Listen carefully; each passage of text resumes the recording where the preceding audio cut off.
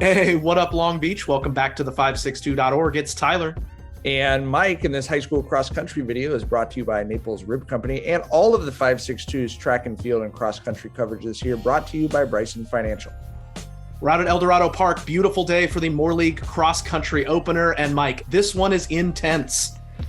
Always love to get the whole league together as we tour the different base camps and get ready to see the top distance runners go at it.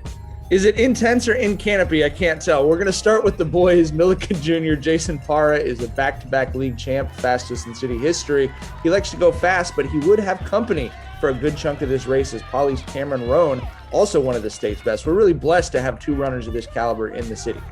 Yeah, around that first backstretch, Roan right in Parra's hip pocket. Poly's Luke Larson in third, but a swarm of Millikan bumblebees on his tail. That's going to be important for team scoring. End of the first lap, you can see Parra begins to separate, but Roan's got the longer stride.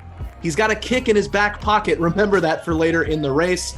Again, a nice wall of Millikan Rams doing a great job of pack running. All those spots add up to big points, Mike. Yeah, the team race is about that pack. It's not about the race at the front. But our story is up top because we've got a great individual race.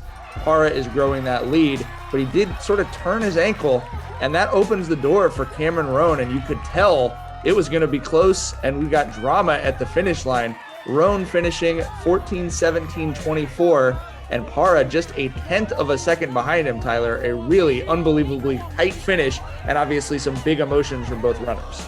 Yeah, they're eventually ushered apart by coaches. Parra, unfortunately, you could see that ankle was bothering him after the race. We certainly hope he's okay. Let's go back to that finish. I mean, this is one of the closest finishes we've ever seen. Roan able to catch him on that last backstretch, chunks the deuce, and, we get a little gamesmanship, good rivalry from these two. They've certainly competed plenty in their high school careers, and they've got more races left to run against each other. A lot of fun seeing those two go at it for sure.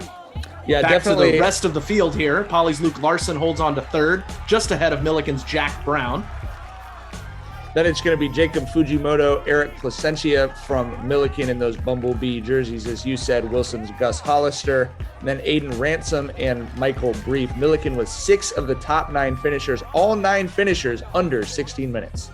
And a historic result for Millikan, beating Poly for the first time in 3 decades, according to head coach Pedro Ramirez, when he was on the team. Now let's go to the girls' side. Poly the favorites, but without Camille Lindsay, 2-time league champ in this race. Freshman Avery Peck in the middle has put down blistering times, but Wilson's Natalie Maz will be challenging her in her first ever league race. Peck and Maz at the start get an open lane, and those two pretty early on separated themselves from the field, Mike. Well, when you're in a car, you hit the Nas, and when you're on the cross-country course, you hit the Mods. You know what I mean?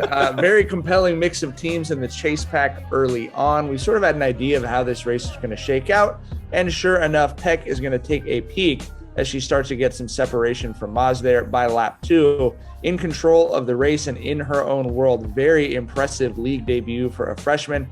Maz also pulling away for second as the pack is going to start to thin out behind those leaders.